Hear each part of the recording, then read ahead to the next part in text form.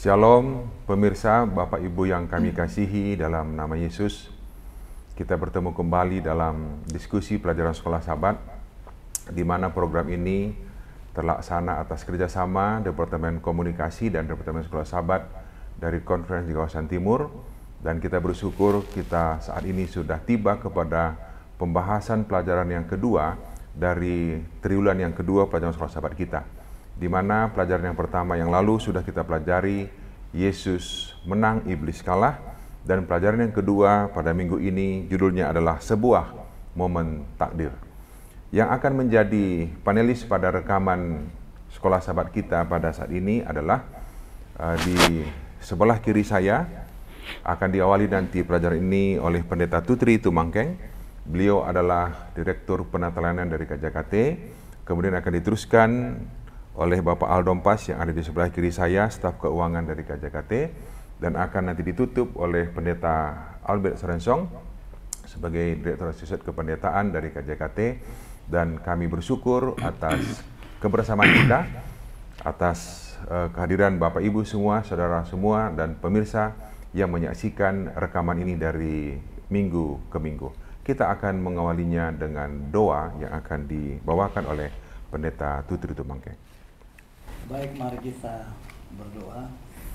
Ya Tuhan, kiranya kami boleh memahami rencana indah untuk keselamatan bagi kami manusia.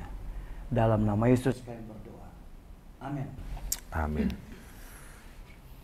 Silahkan Pendeta Tutri untuk menyampaikan pelajaran kita pada hari Sabat dan hari Minggu, sebuah momen takdir. Kami persilahkan. Baik, terima kasih. Pekan ini bercerita tentang satu proses, tentang keselamatan yang sudah direncanakan Allah bagi kita.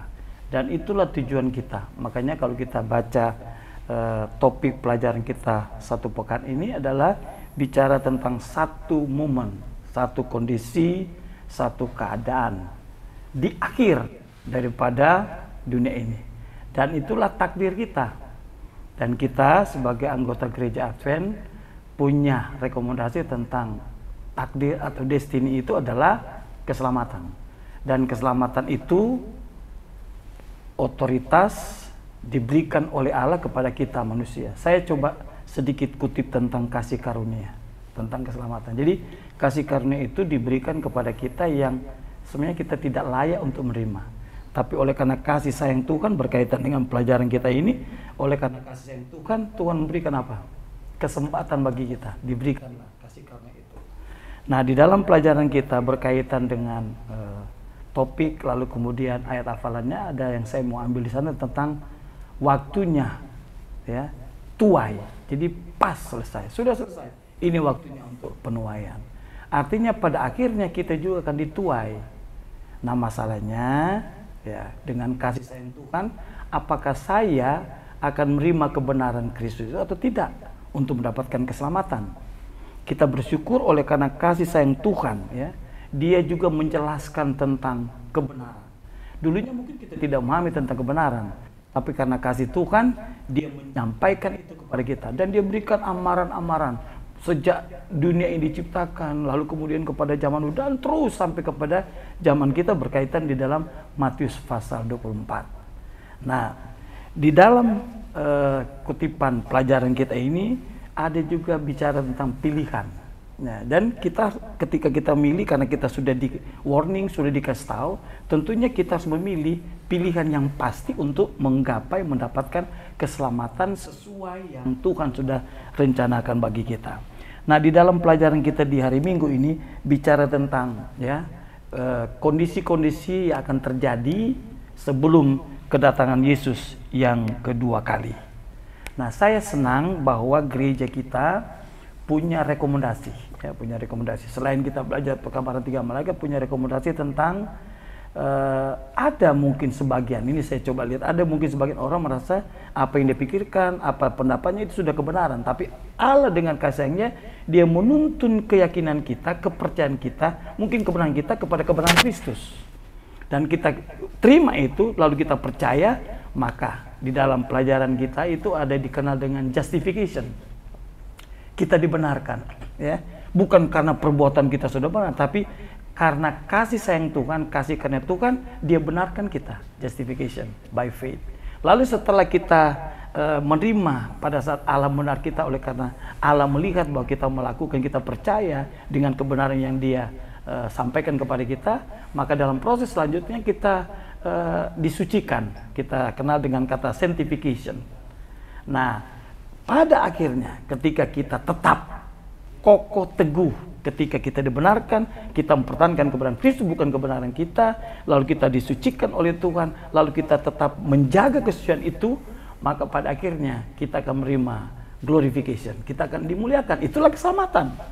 Nah, masalahnya, sudah siapkah saya untuk menjalani proses itu sampai kita mendapatkan keselamatan? Ketika Allah dengan kasih-Nya menyampaikan sesuatu kepada kita, kebenaran Dia, sekarang kita tinggal pilih. Pilih, mau pilih kebenarannya atau kebenaran siapa? Mau pilih Yesus atau mau nolak Dia? Nah, kalau kita pilih Dia, ini kita dapat. Ini kita dapat, yaitu keselamatan itu. Dan banyak janji Tuhan untuk ketika kita memilih Dia. Nah, kalau kita menolak Dia, kita sudah tahu akibatnya. Makanya di sini saya ingin lihat di dalam kitab Matius, ya, Matius pasal 24. Itu di dalam kitab Matius 24 itu bercerita tentang salah satu tanda-tanda kedatangan Tuhan.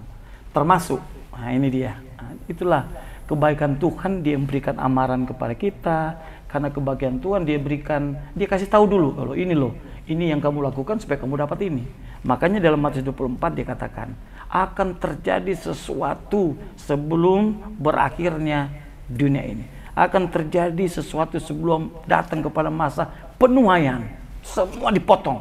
Lalu kelihatan mana yang meras, mana yang enggak. Tapi Tuhan sudah kasih tahu, ini tanda. Tapi ada satu tanda yang sangat menarik, sesuai dalam pelajaran sekolah sahabat kita di dalam Matius pasal 24 adalah Injil Kerajaan. Nah, jadi Injil Kerajaan ini akan disampaikan ke seluruh muka bumi ini. Kalau sudah selesai, baru datang kesudahan. Jadi salah satu tanda yang menarik adalah Injil. Apa kira-kira Injil ini? Nah, Injil ini adalah kabar baik. Kabar baik itu bagi mereka yang percaya. Kabar baik itu bagi mereka yang sudah menerima kebenaran itu, tentang janji itu, takdir untuk keselamatan. Tapi jangan lupa, kedatangan Tuhan itu menjadi kabar buruk, ya. Kabar buruk. Ya, Injil itu menjadi kabar buruk bagi orang yang tidak percaya, bagi orang yang menolak Yesus. Jadi kalau misalnya kita mengambil pilihan, ya, lalu pilihan dengan pertolongan Tuhan, pilihan kita harus pasti. Karena sebelum kita juga memilih, kita sudah diberikan apa? Masukan-masukan. Kita sudah diberikan apa? Pencerahan-pencerahan, kabar. Contoh di dalam pekabaran 3 malaikat di dalam pelajaran hari Minggu. Yang terakhir adalah, kalau kita telah memilih Yesus, lalu itu kita yakinkan di dalam diri kita, maka pilihan itu yang kita telah pilih itu, yang berpihak kepada Kristus, otomatis, ya, otomatis kita wajib melakukan apa saja yang disampaikan oleh Tuhan. Saya coba kutip di dalam tulisan Ellen G. White, Last Day Event, halaman 295, ya, dikatakan begini: Yesus tidak mengubah tabiat pada kedatangannya. Pekerjaan transformasi harus dilakukan sekarang. Jadi ketika kita pilih mengikuti Tuhan, ya, itulah saatnya kita apa? Berubah, ya, berubah.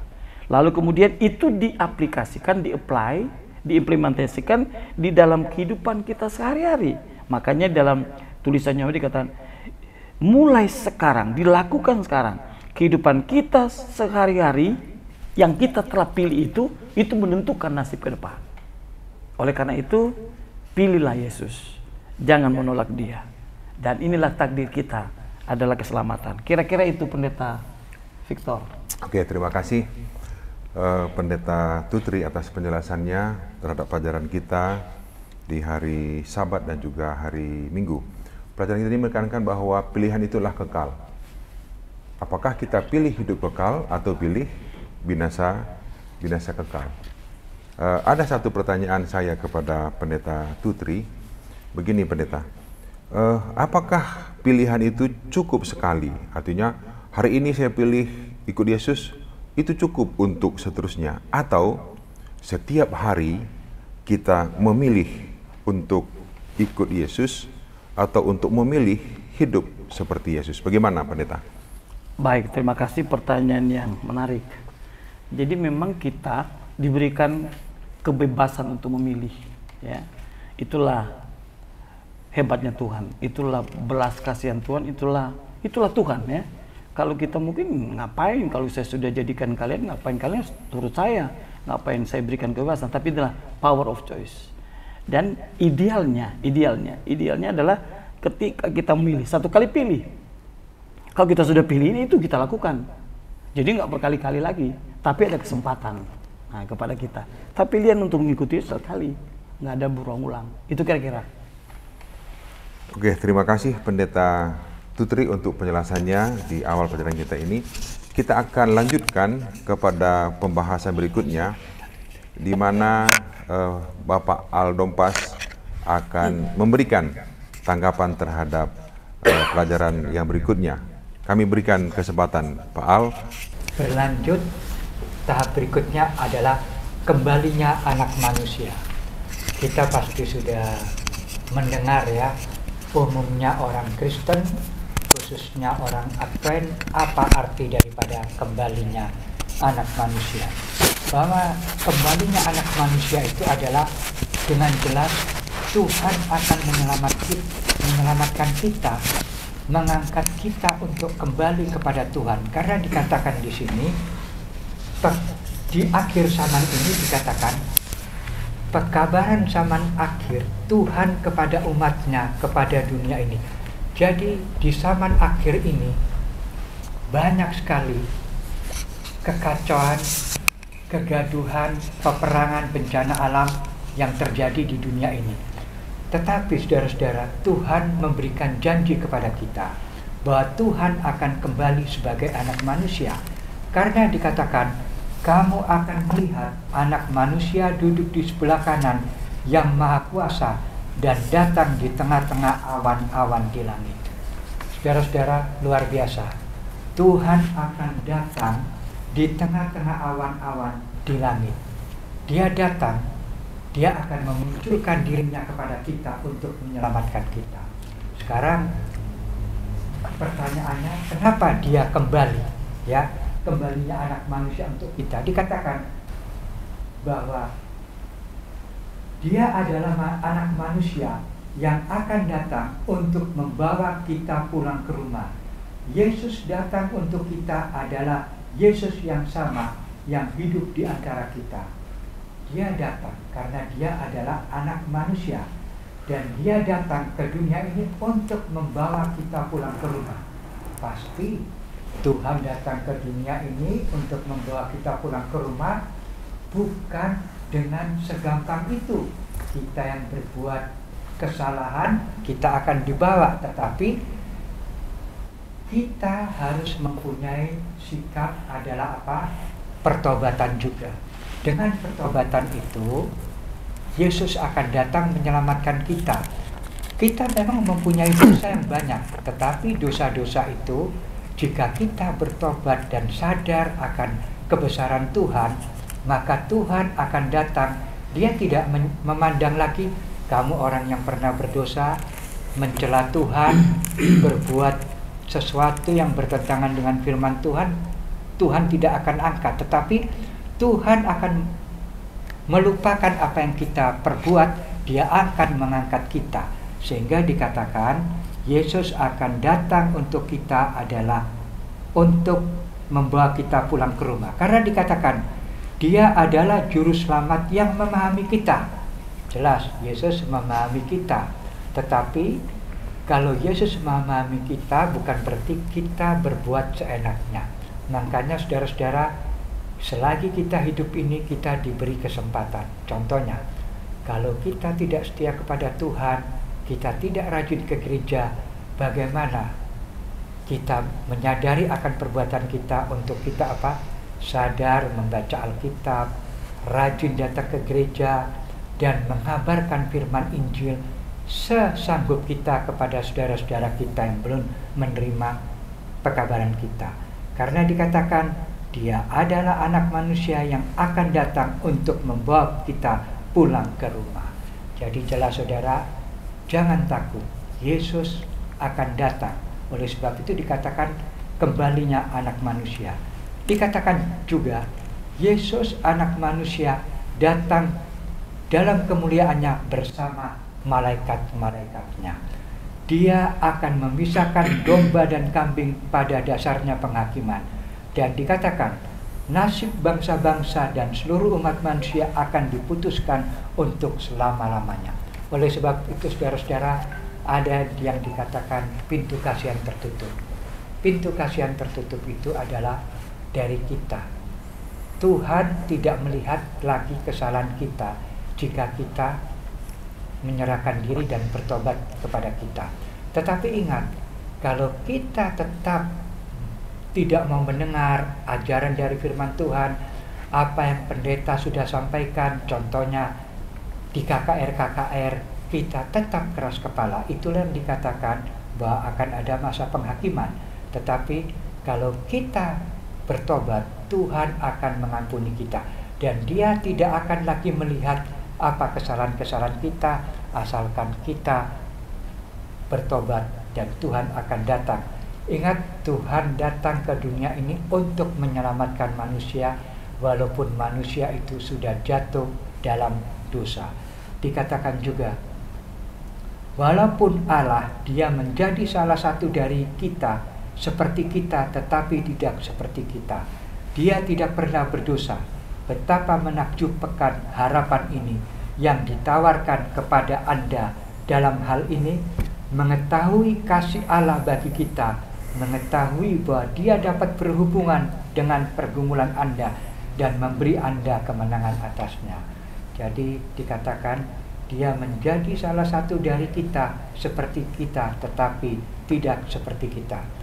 Yesus datang ke dunia ini menjelma seperti manusia, ya, walaupun Dia sebenarnya tidak seperti kita, tapi Dia menjelma seperti manusia yang berdosa dengan tujuannya untuk menyelamatkan kita. Kira-kira ini yang bisa saya sampaikan. Oke, terima kasih Pak Al. Jadi kita saat ini sedang menunggu kedatangan anak manusia untuk membawa kita kembali ke rumah atau pulang ke rumah, ya. Karena Tuhan katakan kita ini adalah warga negara surga dan Tuhan akan membawa kita kembali ke surga pada waktu datang kembali kedua kali. Bapak Ibu sekalian, kita tahu bahwa ada kitab atau ada catatan kehidupan kita, di mana pada waktu kita menerima Yesus, berjalan bersama dengan Yesus, maka kita akan dicatatkan dalam buku kehidupan.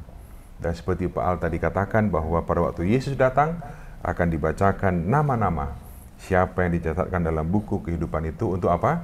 Untuk diselamatkan. Dan kita bersyukur kita diberikan pelajaran ini untuk kita memilih untuk selamat, bukan untuk binasa. Bagian berikutnya kita akan mendengarkan penjelasan dari Pendeta Sorensong bagaimana mahkota pemenang dan setiap benih menghasilkan tuai. Kami berikan kesempatan kepada Pendeta Sorensong. Baik, Pendeta Sinuaji, kita lihat pelajaran kita hari Rabu dan hari Kamis. Ada hal yang menarik yang digambarkan di dalam pelajaran ini.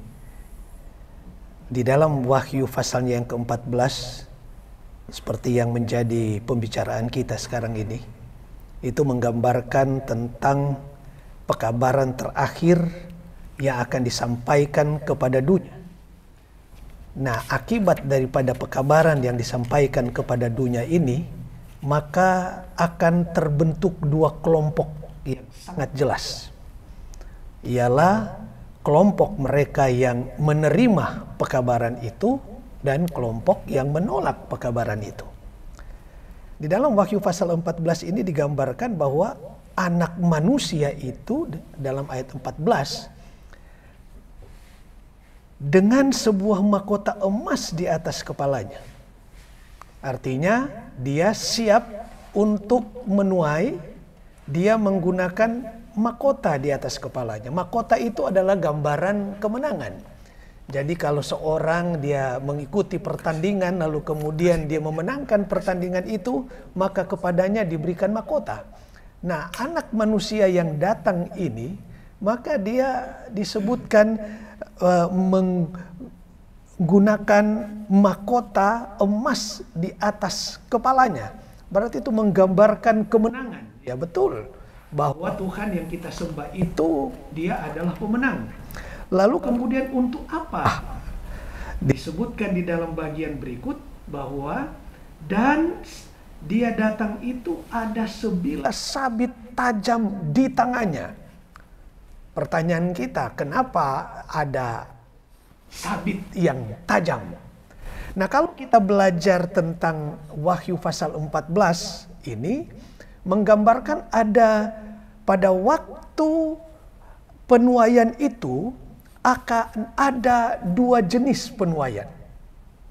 Penuaian yang pertama adalah penuaian yang digambarkan tentang bulir-bulir gandum yang menguning atau yang keemasan, itu menggambarkan tentang umat-umat Tuhan, mereka yang menerima dia, menerima pekabaran 3 malaikat itu dan menyerahkan hidup mereka sepenuhnya kepada Tuhan dan berjalan bersama-sama dengan Tuhan, dan karakter mereka bertumbuh menjadi karakter yang sama dengan karakter seperti Yesus Kristus.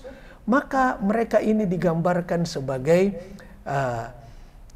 tuaian yang kalau kita belajar di dalam Matius pasal 13, kemudian digambarkan juga dalam Markus pasalnya yang keempat ini ayat 26 sampai 29, maka tuaian yang baik itu akan disimpan di lumbung. Itu menggambarkan umat-umat Tuhan, mereka yang menerima pekabaran yang diserukan oleh pekabaran malaikat yang ketiga adalah pekabar yang terakhir. Mereka ini kemudian dituai. Dan itulah digambarkan dalam Wahyu pasalnya yang ke-14, ayatnya yang ke-14 sampai ayatnya yang ke-16.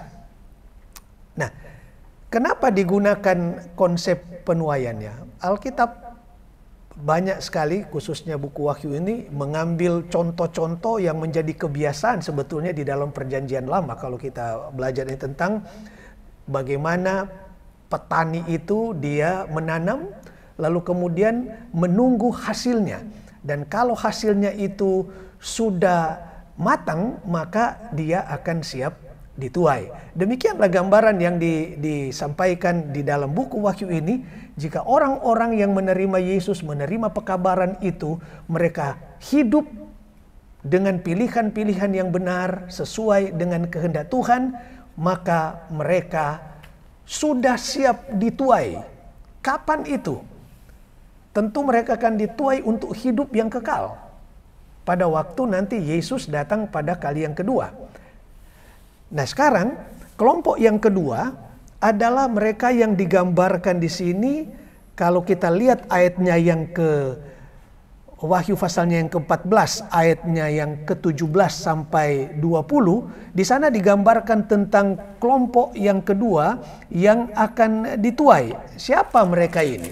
Disebutkan dalam ayat itu bahwa kelompok ini digambarkan tentang tuaian panen anggur yang berdarah.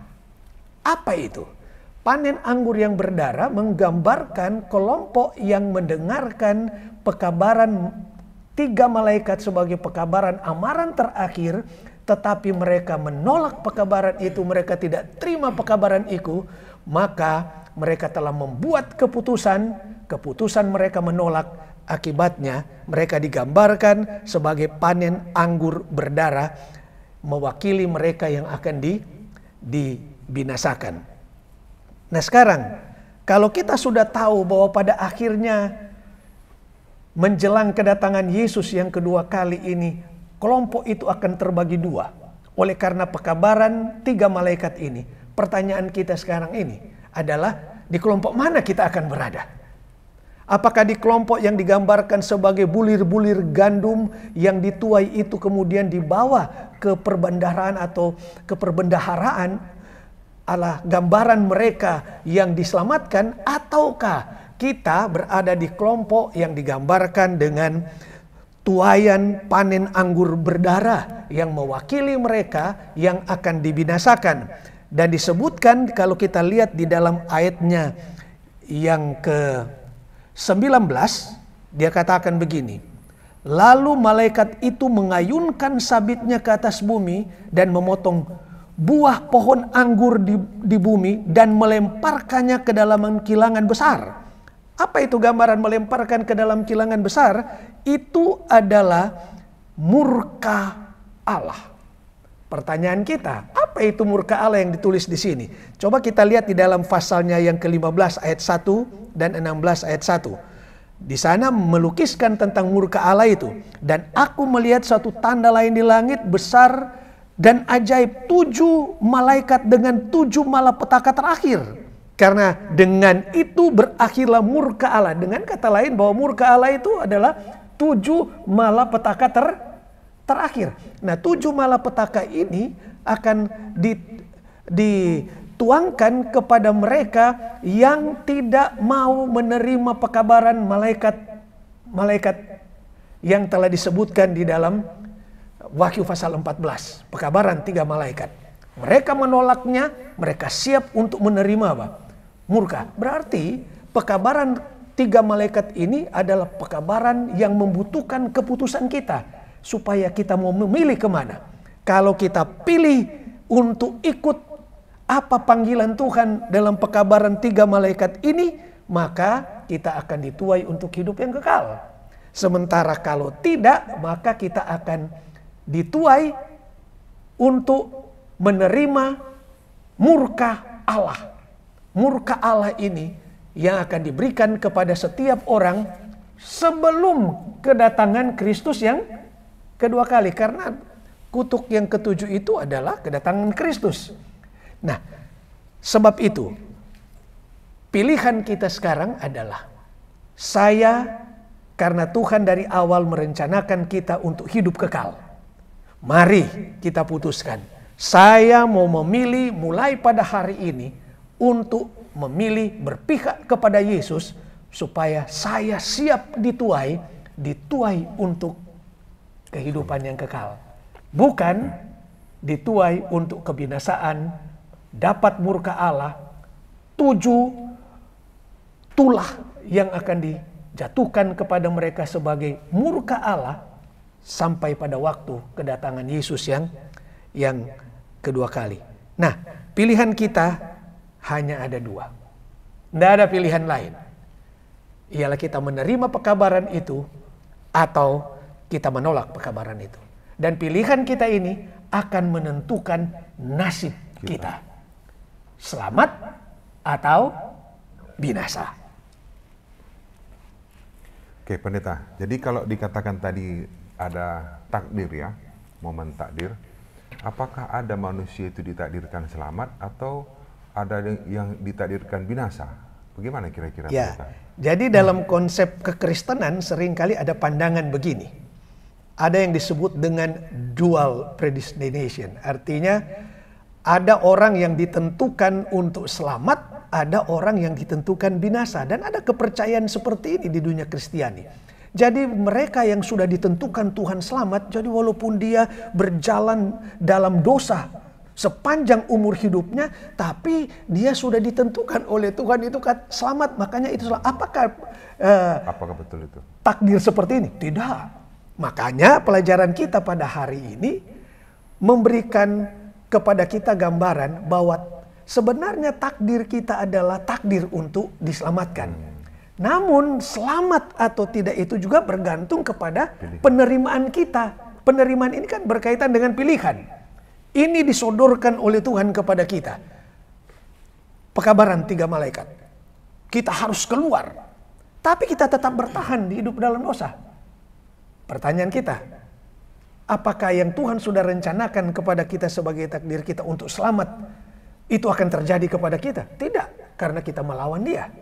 Jadi, apa yang diajarkan oleh dunia Kristen seringkali berbeda dengan yang diajarkan oleh Alkitab, makanya perlu kita luruskan bahwa tidak ada yang telah ditentukan untuk selamat dan tidak ada yang ditentukan untuk binasa. Makanya Tuhan bilang barang siapa yang percaya tidak akan binasa. Dari siapa itu? Dari Tuhan ya.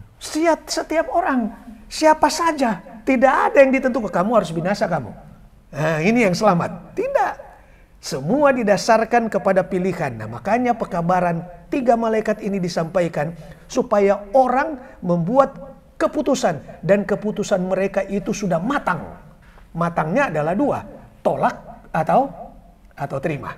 Mereka yang tolak dapat murka Allah, sementara mereka yang terima, mereka disiapkan untuk kehidupan yang kekal. Oke, pendeta. Jadi kita ini sudah ditakdirkan untuk selamat. Kita semua manusia yang berdosa punya kesempatan untuk selamat. Pilihan kita apakah kita mau selamat atau tidak adalah tergantung dalam pilihan kita masing-masing ya. Oke. Bapak Ibu, saudara sekalian pemirsa yang kami kasihi, tadi sudah kita mendengar penjelasan dari para panelis. Yang ingin saya ulangi satu lagi adalah bagaimana Alkitab menggunakan lambang penuaian terhadap penyelesaian pekerjaan Tuhan di atas dunia ini. Ada 2 penuaian tadi. Yang pertama adalah gandum emas, itulah kelompok yang akan diselamatkan. Dan yang kedua adalah anggur berdarah, adalah kelompok yang akan mendapatkan murka. Kita diberikan pilihan, kita pilih untuk ikut dalam kelompok gandum emas atau anggur berdarah. Tapi dari tempat ini kami mengajak kita semuanya untuk memilih kelompok gandum emas yang akan diselamatkan pada waktu Anak Manusia datang kedua kali menyelamatkan umatnya. Terima kasih Bapak Ibu sekalian, pemirsa yang kami kasihi, yang sudah menyaksikan siaran rekaman Sekolah Sahabat pada minggu ini, dan juga terima kasih kepada Pendeta Sorensong, kepada Bapak Aldompas, dan kepada Pendeta Tutri yang sudah memberikan rangkuman untuk pelajaran kita pada sepanjang minggu ini. Kita akan bertemu pada pelajaran ketiga pada minggu yang akan datang. Tuhan memberkati, dan kita akan tutup dalam doa. Pendeta Sorensong akan memimpin kita dalam doa. Kita berdoa. Kami naikkan pujian dan syukur kepada Tuhan. Terima kasih untuk berkat rohani yang kami boleh pelajari bersama-sama. Kiranya ini boleh menolong kami agar betul-betul dalam hidup kami membuat keputusan-keputusan yang benar, pilihan-pilihan yang benar untuk memihak kepada Yesus Kristus yang akan datang menjemput kami mewarisi hidup yang kekal. Kiranya kami menjadi anak-anak-Mu yang mau melakukan apa yang Tuhan kehendaki dalam hidup kami. Setiap hari kami membuat pilihan-pilihan untuk mendengarkan suara Tuhan dan melakukan apa yang Tuhan inginkan. Terima kasih, kiranya kami semua akan terberkati dengan diskusi Sekolah Sabat ini, dan menolong kami untuk bersedia diri bagi kedatangan Yesus yang sudah sangat dekat. Terpujilah Engkau Tuhan dalam hidup dan pelayanan kami, karena kami berdoa hanya di dalam nama Yesus, Tuhan dan Juru Selamat kami yang hidup. Amin.